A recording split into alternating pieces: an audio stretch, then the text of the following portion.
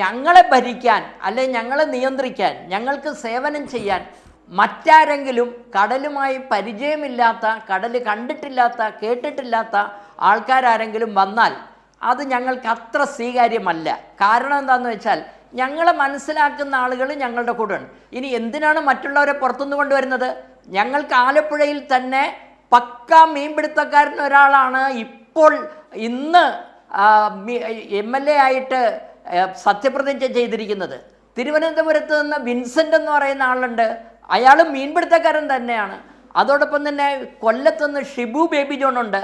ഞങ്ങളെ മനസ്സിലാക്കുന്ന, ഞങ്ങളുടെ ജീവിതം അറിയുന്ന, ഞങ്ങളിൽ പെട്ട ആളുകൾ ഇവിടെ ഉള്ളപ്പോൾ അവർക്ക് ഞങ്ങളെ മനസ്സിലാക്കാൻ പറ്റും, ഞങ്ങളുടെ ആവശ്യങ്ങൾ തിരിച്ചറിയാൻ പറ്റും. കടൽ വന്നാലും കാറ്റ് വന്നാലും കോളുണ്ടായാലും ഇതൊക്കെ അവർക്ക് പെട്ടെന്ന് മനസ്സിലാകും. ഇപ്പം കുട്ടനാട്ടിലെ കാര്യം എടുത്താൽ കുട്ടനാട് അറിയാൻ പാടില്ലാത്ത ഒരാളെ കൊണ്ടുവന്ന് അവിടെ എന്തെങ്കിലുമൊക്കെ ഏൽപ്പിച്ചു കഴിഞ്ഞാൽ വല്ലതും നടക്കുന്ന കാര്യമാണോ? അതേസമയത്ത് കടലറിയാവുന്ന, അങ്ങനെ ഞാൻ കടലിടി കൊണ്ട് ഉരുണ്ട് വീണിട്ടുള്ള ആളാണ്. കടൽ തീരത്തുകൂടി ഒന്ന് നടന്നു നോക്ക്. ഞാൻ മീൻ പിടിക്കുന്ന വഞ്ചിയിൽ കയറി കടലിൽ പോയിട്ടുള്ള ആളാണ്. അപ്പോൾ അതിൻ്റെ പ്രയാസങ്ങളും ബുദ്ധിമുട്ടുകളും ഒക്കെ അറിയുന്ന ആളുകൾ തന്നെ വരണം. നമുക്കിപ്പോൾ അങ്ങനെ അറിയാവുന്ന ആളുകളുണ്ട്.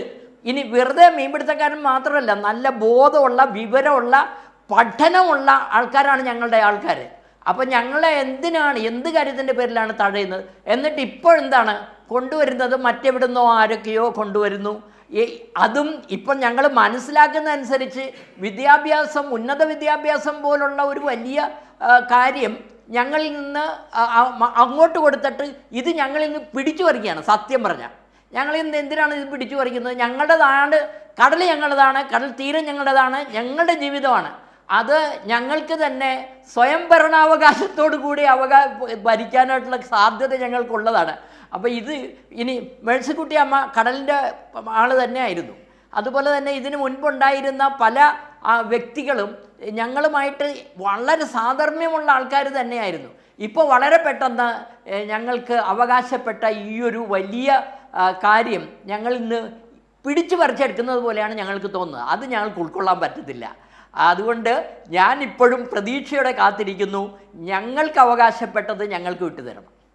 ഞങ്ങൾ ഇപ്പോൾ വിദ്യാഭ്യാസം കൊണ്ടുപോയാലും മറ്റെന്ത് കൊണ്ടുപോയാലും ഞങ്ങൾക്ക് പ്രോബ്ലമല്ല. ഞങ്ങളെ സംബന്ധിച്ചിടത്തോളം കടലാണ് ഞങ്ങളുടേത്.